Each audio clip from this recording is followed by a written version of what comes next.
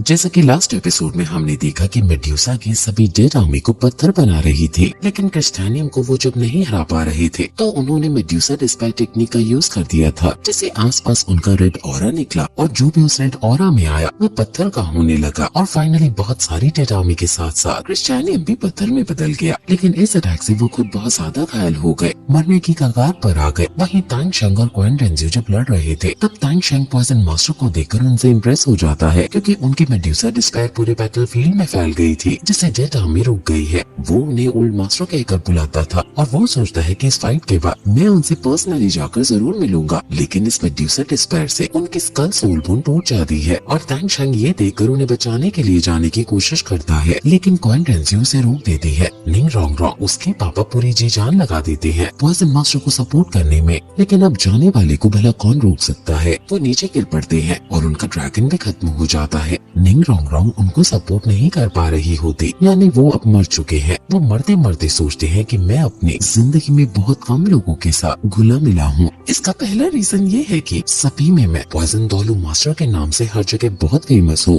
जिससे लोग मुझसे डरते हैं। और दूसरा रीजन ये है कि मुझे अकेले रहना पसंद है। मैं लोगों के साथ ज्यादा बातें नहीं पसंद करता, लेकिन आज की बैटल तुम सब लोगों के साथ लड़ना मेरा सौभाग्य है। सभी लोग मरे हुए पॉइजन मास्टर के चारों तरफ आ जाते हैं और उनके लिए दुखी होने लगते हैं, क्योंकि अपनी लाइफ के बदले उन्होंने मेड्यूसा डिस्पेयर का यूज किया और हम सभी को बचाया। मार्शल सोल हॉल की हेड फेमेंस भी उनको इसके लिए सैल्यूट करते हैं कि वो सच में पॉइजन मास्टर कहलाने के हकदार हैं। वहीं तांग शेंग और क्वेन रेंजियो जब लड़ रहे हैं तो तभी राक्षसा इनहेरिटेंस गेट ओपन होता है और बीबी तोंग तांग शेंग के पीछे आ जाती है और जल्दी से अपना सबसे खतरनाक हथियार तांग शेंग को पीछे से मार देती है, जो तांग शेंग के आर पार हो जाता है। ये देखकर सभी तांग शेंग चिल्लाते हैं, लेकिन ये हथियार तांग शेंग के बदन को छल्ली कर चुका है। बेबी तोंग राक्षसा गॉड बन चुकी है और वो तांग शेंग से कहती है कि मैं नहीं जानती थी कि पॉइजन मास्टर का मरना तुम्हारे लिए इतना दुखदायक हो सकता है कि तुम्हारा दिल इतना भारी हो जाए कि तुम अपना डिफेंस भी भूल बैठो। अगर पॉइजन मास्टर की मौत ना हुई होती अभी तो शायद तुम्हें मारना इतना आसान न होता। तांग हाओ अपने बेटे को बचाने के लिए तुरंत उसको पकड़ने के लिए दौड़ता है, लेकिन बेबी तोंग तभी तांग हाओ पर भी हमला कर देती है, जिससे तांग हाओ अपने हैमर से बचने की कोशिश करता है और वो तांग शेंग को गिरते हुए पकड़ लेता है। बेबी तोंग क्वेन रेंजियो से कहती है कि तुम क्यों संकोच कर रही हो, मारो तांग शेंग को। ये सुनकर क्वेन रेंजियो भी उस पर अपना अटैक कर देती है, लेकिन वहाँ तभी ओल्ड स्वॉर्ड और ओल्ड बोन आ जाते हैं जो तांग शेंग को बचा लेते हैं। बेबी तोंग कहती है कि अब तुम में से कोई नहीं बचेगा। वो आसपास इनविजिबल फायर बैरियर क्रिएट कर देती है, जिससे शेक डेविल्स अब इनके पास नहीं आ पा रहे होते, क्योंकि इनके आसपास चारों तरफ एक इनविजिबल शील्ड है जो कि गॉड लेवल डिफेंस है। और सभी शेक डेविल्स बहुत ज्यादा कोशिश करते हैं, लेकिन इस शील्ड को नहीं तोड़ पाते। बेबी तोंग क्वेन रेंजियो से कहती है कि तांग शेंग हमारे एम्पायर के लिए बहुत बड़ा खतरा है और हमें मिलकर इसे खत्म करना ही होगा। क्वेन रेंजियो भी सोचती है कि ये सच है, मैं ऐसे ही अपने ग्रैंडफादर के एम्पायर को तबाह नहीं होने दे सकती और साम दाम दंड भेद कैसे भी करके मुझे इसे बचाना है और इसके लिए मुझे तांग शेंग को मारना होगा। इसलिए मैं तुम्हारे साथ तियांतो एम्पायर को खत्म करने में तुम्हारी मदद करूंगी और इससे मेरे तांग शेंग के खिलाफ जो ग्रजेस है वो भी खत्म हो जाएंगे। ओल्ड स्वॉर्ड क्वेन रेंजियो से लड़ने की कोशिश करता है, लेकिन भला उसके मार्शल स्वॉर्ड एक गॉड को क्या ही नुकसान पहुंचाएगा। ओल्ड बोन बेबी तोंग पर हमला कर देता है, लेकिन उसे भी बेबी तोंग के हाथों मुंह की खानी पड़ती है। बेबी तोंग अपने ओपोनेंट पर घातक हमला कर रही है, लेकिन क्वेन रेंजियो सिर्फ डिफेंस कर रही है और उन्हें थोड़ा बहुत साइड हटा रही है। तांग शेंग की सोल अभी भी थोड़ी सी बची है और इन्हें जल्द से जल्द तांग शेंग को यहाँ से दूर ले जाना होगा। और तांग शेंग मरती हुई हालत में कंबाइंड 13 गोल्डन वेपन स्किल का यूज करता है और उसके अटैक को सीधा क्वेन रेंजियो पर छोड़ देता है, जिससे क्वेन रेंजियो का एक हाथ कट जाता है और इतने में ओल्ड बोन और ओल्ड स्वॉर्ड को मौका मिल जाता है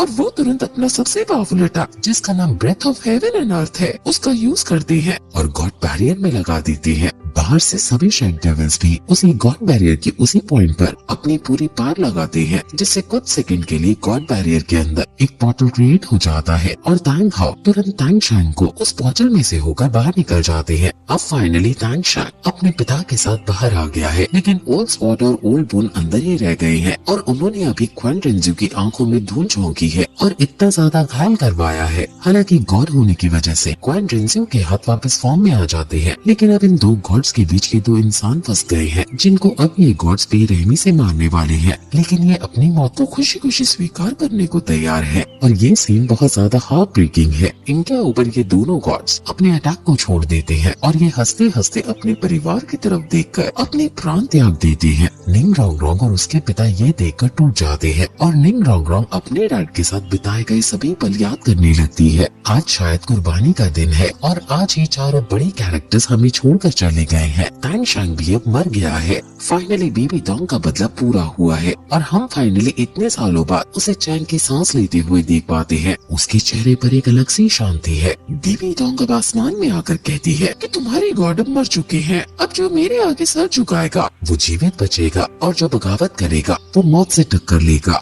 इसलिए तुम्हारे पास कल दोपहर तक का समय है। अगर तुमने हार नहीं मानी तो ध्यान दो, आमी और उसके लोगों को हम पूरी तरह से काट डालेंगे। सभी काफी ज्यादा दुखी हैं और वो तांग शैंग की लाश के पास खड़े हैं। सभी शेड डेविल्स रो रहे हैं और जीवू इतने सदमे में है कि उसकी आंखों से एक आंसू तक नहीं आ रहा। वहीं बीबी डोंग क्वान रेंजियो से अकेले में बात करती है और कहती है कि तांग शैंग मारा जा चुका है, लेकिन ध्यान दो आमी हार नहीं मानेगी, तो क्यों न तुम एक बार और मेरे साथ हाथ मिलाकर मेरी मदद करो। क्वान रेंजियो कहती है कि तुम्हारे साथ हाथ मिलाओ, तुम बहुत ही ज्यादा मतलबी हो, सिर्फ मुझे कंट्रोल करके मेरा फायदा उठाना चाहती हो। बीबी डोंग कहती है कि अगर मैं मतलबी होती तो मैं हेड क्लेमेंट्स के आगे उनसे प्रॉमिस ना करती कि युद्ध में जीतने के बाद खुद अपने गद्दी क्वान रेंजियो को दे दूंगी। क्वान रेंजियो कहती है कि मुझे तुम्हारे प्रॉमिसेस पर बिल्कुल भरोसा नहीं है, क्योंकि ये सब सिर्फ तुम्हारे टैक्टिक्स है अपने गोल तक पहुंचने के। हमेशा तुम ऐसे ही रही हो। ये सुनकर बीबी डोंग को गुस्सा आ जाता है और वो क्वान रेंजियो का गला पकड़ लेती है और कहती है कि मैं तुम्हारी माँ हूँ, खून का रिश्ता बहुत गहरा होता है और तुम ऐसे मुझे नहीं ठुकरा सकती। जिस पर क्वान रेंजियो कहती है कि तुम मत भूलो, तुम कभी से मेरी माँ नहीं थी। ये सुनकर वो गुस्से में क्वान रेंजियो को दूर कर देती है और क्वान रेंजियो वहाँ से चली जाती है। वहीं अगले दिन सुबह हम शेड डेविल्स और अंकल निंग को बात करते हुए देखते हैं और हमें पता चलता है कि वो मरे हुए को जिंदा करने की बात कर रहे हैं। असल में एक कहावत लोक कहानी यहाँ प्रचलित है कि मरे हुए को जिंदा किया जा सकता है। प्राचीन समय में दो सपोर्ट टाइप फैंग हाउ डॉलर मास्टर्स थे